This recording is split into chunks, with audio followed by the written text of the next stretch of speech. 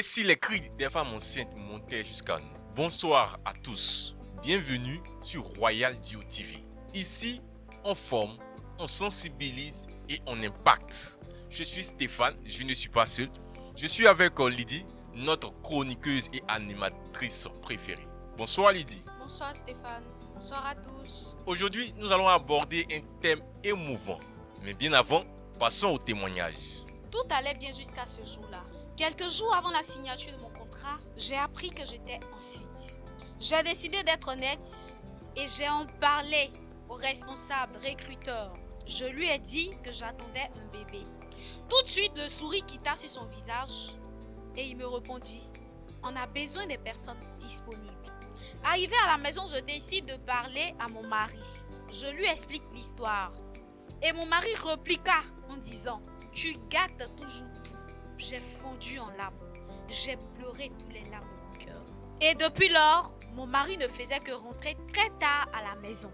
Jusqu'au jour où il décide de ne plus mettre pied à la maison. Je me suis assise un temps soit peu. Je me suis demandé: est-ce que mettre un enfant au monde est un crime? Tout de suite, je me suis ressaisie et je me suis dit que je dois être forte pour ma fille. Parce qu'une femme, même brisée, reste debout. Ainsi prend fin notre histoire. Porter un bébé retire-t-il le droit du travail à la femme? C'est vraiment triste, ces histoires que nous rencontrons dans les entreprises. Lydie, pourquoi les recruteurs ont-ils en horreur les femmes enceintes? Alors Stéphane, en horreur, c'est trop dit peut-être.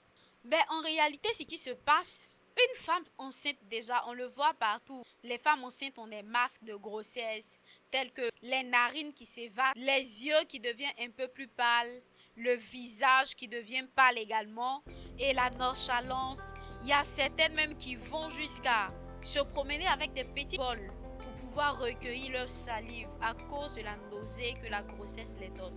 Et tout ça, les entrepreneurs, les chefs d'entreprise voient ça en charge. Et ils pensent que ces femmes-là, avec toutes ces charges-là, ne peuvent pas subvenir aux besoins, aux responsabilités que l'entreprise les demandera. Et tout d'un coup, ils refoulent les femmes enceintes en fait. C'est vraiment triste. Porter une grossesse est-il un handicap? Bon nombre de femmes sont confrontées à cette situation. Mais quels sont les impacts psychologiques que ces refus peuvent produire sur ces femmes? En réalité, je prends le cas de cette femme en question. À cause de la grossesse, elle paie le service et par la suite son mari. Mets-toi un peu à la place de cette femme. Elle peut se donner la mort parce que là, l'abandon des deux côtés. Dans quel état elle accueille son futur bébé?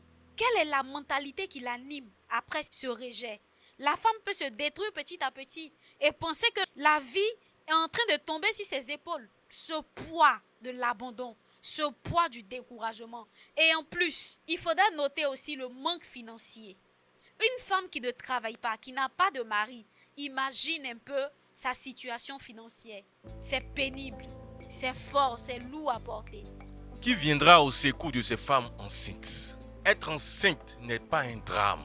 Parmi ces femmes enceintes, il y a des mères célibataires qui ont été rejetées par tout le monde. Aucun soutien financier ni moral. Elles n'ont que leur diplôme ou leur statut de travailleur comme refuge.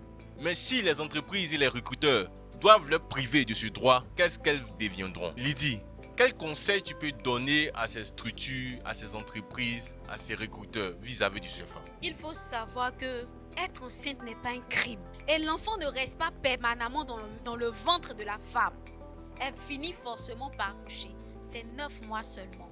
Alors j'appelle la conscience de tous nos recruteurs, tous les RH, tous les responsables d'entreprise, de prendre ce sacrifice-là, d'embaucher certaines femmes au vu de leur situation et de les faire asseoir.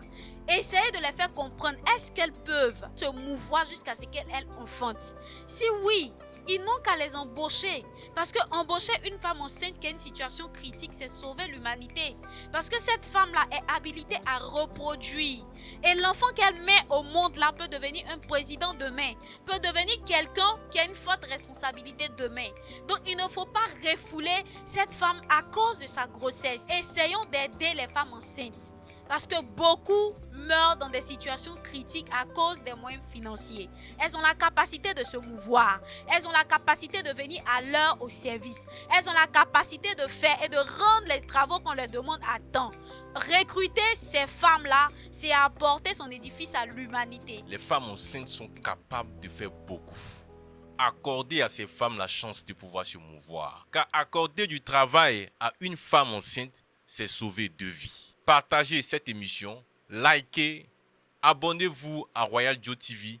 Ensemble, nous allons sensibiliser les esprits pour que tous ces maux qui fragilisent notre société puissent être éradiqués. À bientôt pour un prochain programme.